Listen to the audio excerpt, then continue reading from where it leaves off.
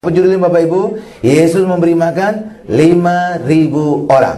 Mari kita buka Matius 14 ayat 21. Yang ikut makan kira-kira 5.000 laki-laki, tidak termasuk perempuan dan anak-anak. Kalau dimasukkan berapa kira-kira? Kita anggap aja satu laki-laki, satu perempuan, satu anak. Maka totalnya menjadi 15.000. Saudara lihat banyaknya itu? Pak, kenapa hanya dihitung laki-laki, Pak? Ya, orang Yahudi itu paternalistik, bahwa ya dihitung laki-laki. Jadi Yesus memberi makan 5.000 orang. Dan ini adalah mujizat khusus, mujizat istimewa. Apa Pak istimewanya? Istimewanya adalah Yesus memberi makan 5.000 orang ini ditulis oleh keempat Injil. Matius, Markus, Lukas, Yohanes. Biasanya mujizat tidak ditulis oleh keempat Injil. Biasanya ada ya Matius saja, atau juga mungkin Markus saja, atau mungkin Lukas saja, atau Yohanes saja, atau dua Injil, Matius, Markus mungkin, Matius, Yohanes mungkin, Matius, Lukas mungkin. Tetapi khusus mujizat memberikan makan 5.000 orang ini ditulis oleh keempat Injil. Ini menunjukkan apa? Bahwa Allah senang akan mujizat ini. Allah senang akan memberi makan kepada umatnya. Kenapa Allah senang memberikan makan umatnya? Kenapa Yesus senang akan mujizat memberi makan 5.000 orang? Karena Yesus adalah makanan kita.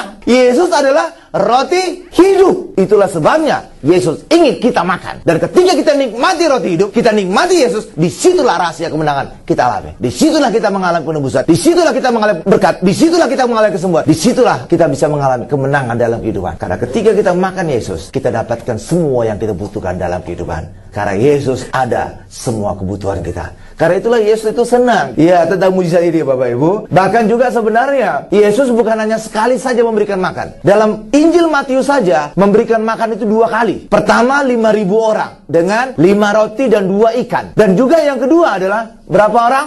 4.000. Rotinya berapa Bapak Ibu? 7. Jadi semakin sedikit orangnya justru butuh rotinya lebih banyak Bapak Ibu.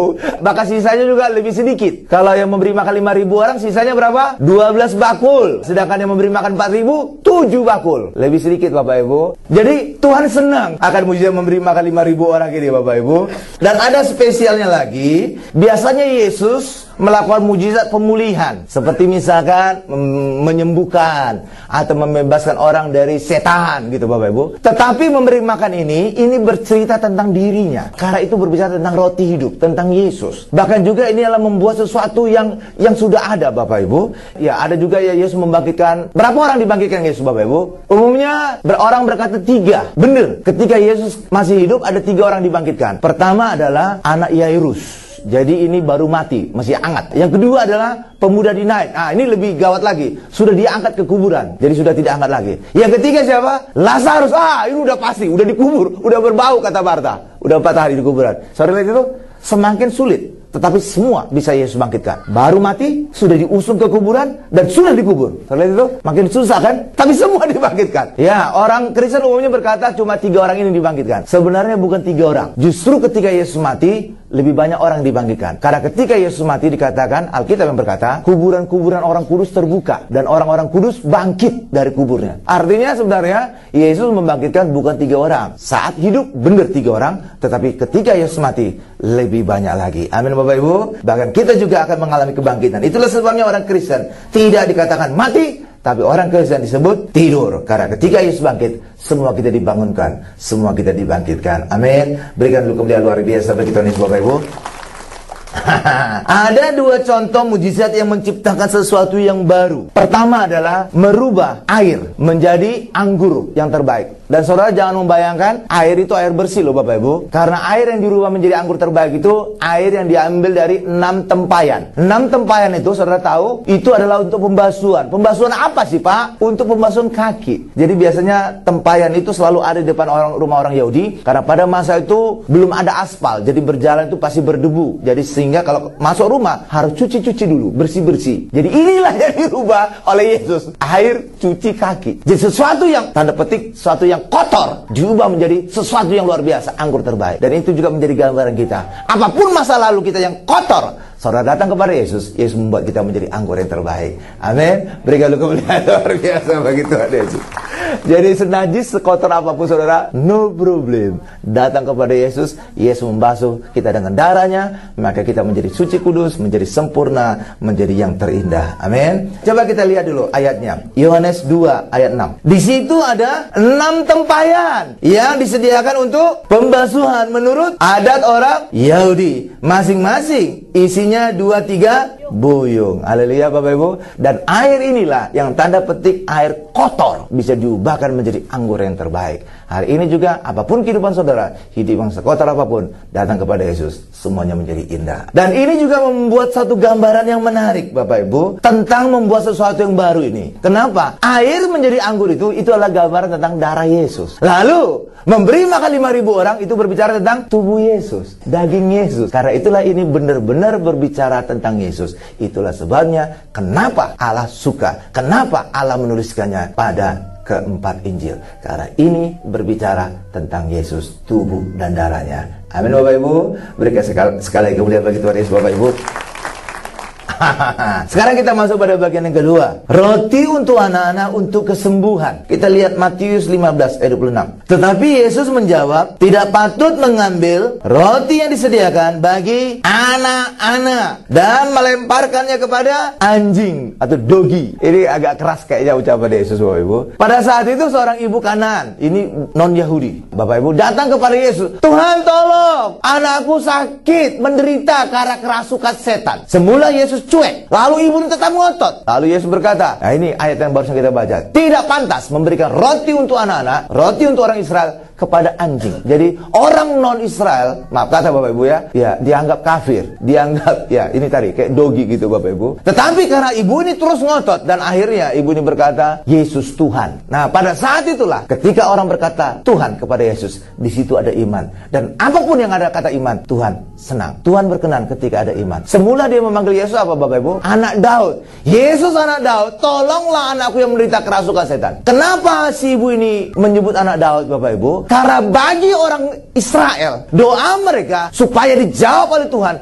harus dalam nama Daud, harus mengacu kepada kasih Daud. Karena itulah sejak dari masa Daud Bapak Ibu, kasih Allah kepada Daud ini menjadi saluran mereka untuk bisa mendapatkan jawaban doa. Bahkan juga Salomo untuk mendapatkan hikmatnya juga itu dalam nama kasih Daud. Tapi bagi kita punya nama lebih dahsyat, dalam nama Tuhan Yesus. Tapi kalau orang Yahudi dalam nama Daud. Karena itu menjadi saluran mereka. Janji Allah kepada Daud itu mereka pakai untuk menjadi janji tergenapi dalam mereka. Tapi bagi kita hari ini dalam nama Yesus yang lebih dahsyat dari nama Daud, dan kita dapatkan semua berkat Tuhan. Amin Bapak Ibu. Karena itulah saudara lihat dalam Injil, seringkali ketika orang ingin mengalami mujizat, ingin pertolongan dari Yesus, pasti selalu menyebutkan nama Daud. Kenapa? Karena orang Israel untuk berdoa itu dalam nama Daud, dalam nama kasih Daud. Tapi kita hari ini dalam nama Yesus. Itu yang memberikan kita berkat jawaban doa. Amin. Yes.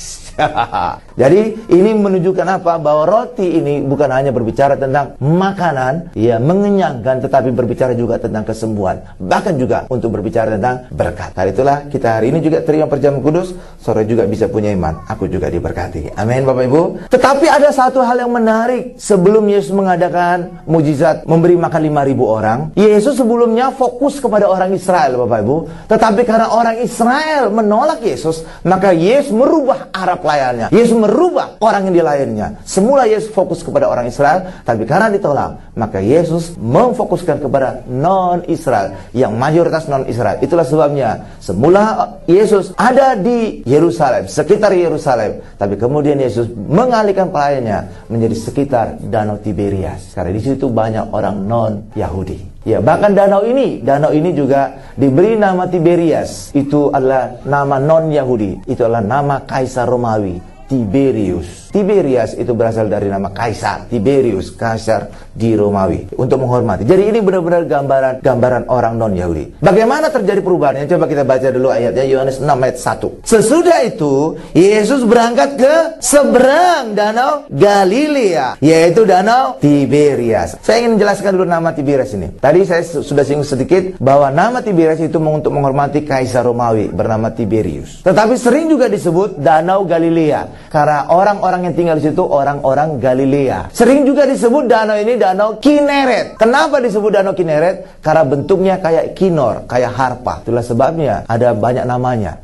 Ada danau Tiberias karena menghormati Kaisar Tiberius. Ada namanya danau Galilea karena orang yang tinggal di situ orang-orang Galilea. Ada juga namanya jadi danau Kineret karena bentuknya seperti harpa atau kinor bahasa Ibrania. Jadi kapan saja kita menemukan kata sesudah itu, berarti ada suatu peristiwa sebelumnya. Karena ini menjadi pembuka pasal 6, Yohanes pasal 6, maka kita harus melihat Yohanes pasal 5-nya. Ada apa di situ? Pada saat itu di Yohanes 6 diceritakan bahwa Yesus menyembuhkan seorang yang lumpuh 38 tahun di sebuah tempat namanya Bethesda, atau artinya rumah anugerah. Dan orang lumpuh 38 tahun itu sebenarnya gambaran dari orang Israel selama 38 tahun di bawah Daud, di bawah penghakiman karena hidup di dalam Taurat. Seringkali orang berkata bahwa orang Israel mengelilingi tanah Kanaan itu selama 40 tahun. Itu sebenarnya pembulatan. Sebenarnya yang eksaknya, persisnya adalah 38 tahun. Jadi orang lumpuh yang di Bethesda itu gambar 38 tahun orang Yahudi, Bapak Ibu. Dan di situ juga kalau saudara baca ayatnya di dalam Ulangan, itu ada disebut juga dengan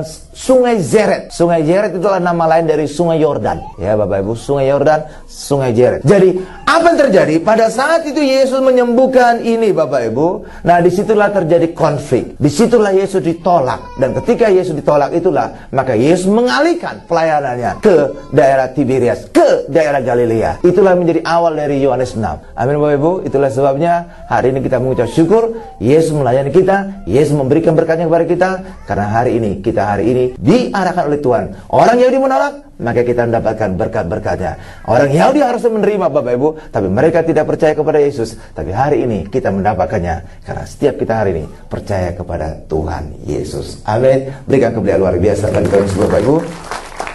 Kita masuk lebih detail ya. Masuk bagian ketiga, Yesus berkata firman kesembuhan. Yohanes 5 ayat 8-9. Kata Yesus kepadanya, bangunlah, angkatlah tilammu dan berjalanlah. Dan pada saat itu juga sembuhlah orang itu, lalu mengangkat tilamnya dan berjalan. Tetapi hari itu hari Sabat, langsung berjalan orang lumpuh ini Bapak Ibu. Kalau saudara pernah nama sebulan saja, saudara pasti harus belajar jalan. Kaki saudara kayaknya menjadi lemah, jadi gemetar jalan. Ya, dari tiang ke tiang saudara berjalan di rumah sakit Bapak Ibu. Ini 38 tahun langsung berjalan, nggak ngesot Bapak Ibu. Jadi semua ototnya langsung pulih.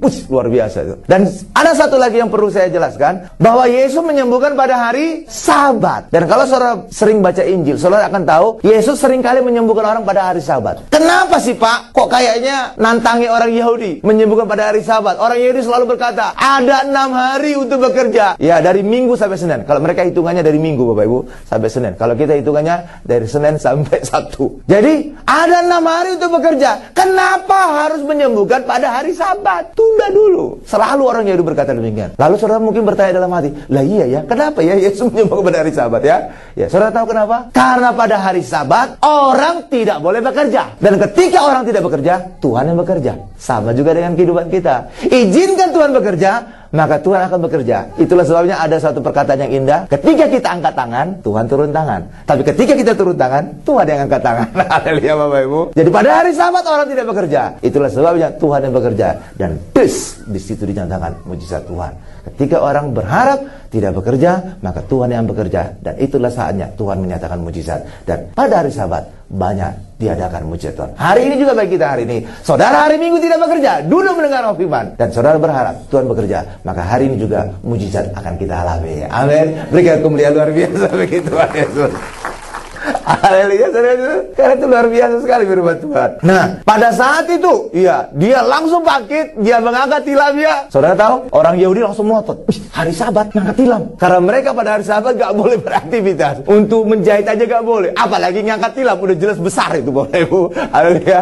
Ya, bahkan juga jarak terjauh, orang Yahudi boleh berjalan pada hari Sabat hanya 2000 hasta. Dan itulah istilahnya dengan seperjalanan Sabat. Jadi itu jaraknya Bapak Ibu, ada dijatahin. Hanya Sabat tidak boleh berjalan lebih dari 2000 hasta. Berapa panjang itu Pak 2000 hasta? Sekitar 900 meter. Lah kalau kita pada hari libur justru berkilo-kilometer jalan. Window shopping ke mall, dari mall ke mall.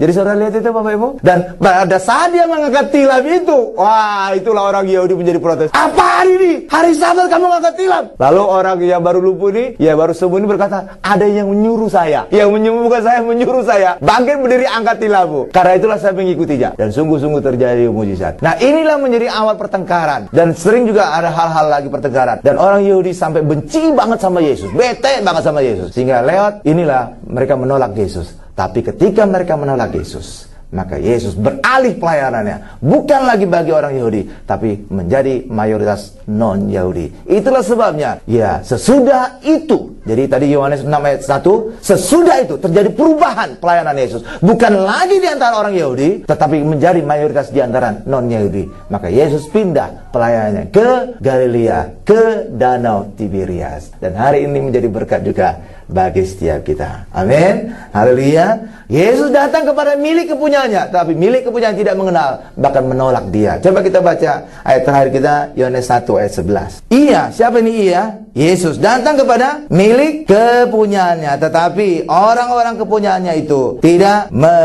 menerimanya. Sebenarnya Yesus prioritasnya untuk orang Yahudi. Bahkan sebenarnya Yesus rindu untuk orang Yahudi datang kepada dia. Ya, rindu seperti induk ayam melindungi anak-anaknya Bapak Ibu. Kenapa Yesus punya kerinduan kepada orang Yahudi? Karena Yesus melihat masa depan orang Yahudi akan sangat teraniaya. Jadi saudara bisa lihat sejarah dunia Bapak Ibu. Ras yang paling banyak teraniaya di dunia orang Yahudi. Terus terjadi perang, nggak habis-habisnya, berabad-abad. Upaya perdamaian sudah dilakukan. Itu sia-sia itu. Sudah berabad-abad terjadi permusuhan, nggak mungkin. Dan memang tidak mungkin. Kenapa? Karena ada di baliknya itu adalah iblis. Kenapa iblis sangat benci kepada orang Israel? Cara lihatlah, negara-negara yang benci kepada orang Israel adalah orang yang tidak percaya mayoritasnya. Tapi kalau yang percaya pasti ingin ke sana malah, ingin memberkati kan? Kenapa iblis sangat benci kepada mereka? Saudara tahu ada dua alasan. Pertama, karena Yesus lahirnya sebagai orang Yahudi. Yang kedua, karena Yesus sendiri yang berkata di sebuah sumur pada saat berjumpa dengan seorang wanita Samaria bahwa keselamatan hanya datang dari orang Yahudi. Itulah sebabnya iblis sangat benci. Iblis bahkan ingin menghilangkan orang Yahudi dari peta dunia. Kenapa? Karena ketika keselamatan, ketika sumber keselamatan itu dihilangkan, maka dunia tidak mendengar tentang Yesus. Maka dunia juga tidak selamat. Dan itulah tujuan iblis. Itulah sebabnya sumber keselamatan ingin dihilangkan, ingin dibinasakan, ingin hancurkan Bapak Ibu. Itulah sebabnya selama berabad-abad orang Yahudi teraniaya. Supaya apa? Supaya jangan sampai keselamatan tersebar ke seluruh dunia. Tapi upaya iblis ini gagal. Nyatanya kita sekarang Kristen. Ya kan, nyatanya kita selamat kan? Haleluya. Dengar Yesus kan? Jadi sebenarnya itulah kenapa orang Yahudi teraniaya. Karena iblis memang ingin membinasakan mereka, ingin menghilangkan mereka, supaya keselamatan jangan sampai ke seluruh dunia. Di hari ini kita mengucap syukur, perlindungan Tuhan, proteksi Tuhan terpagar semua, sehingga Injil tersebar sampai ke seluruh dunia. Tidak ada tempat yang tidak ada mendengar Injil sekarang ini Bapak Ibu. Semua tempat telah mendengar Injil. Tapi tidak semua tempat orang percaya. Tapi hari ini saya percaya semua kita percaya kepada Yesus, percaya kepada Injil, sehingga setiap kita hari ini beroleh keselamatan, beroleh kehidupan kekal, hidup kita berkemenangan. Amin. Berikan kemuliaan paling dahsyat, paling lama bagi Tuhan Yesus. Kita tundukkan kepala kita.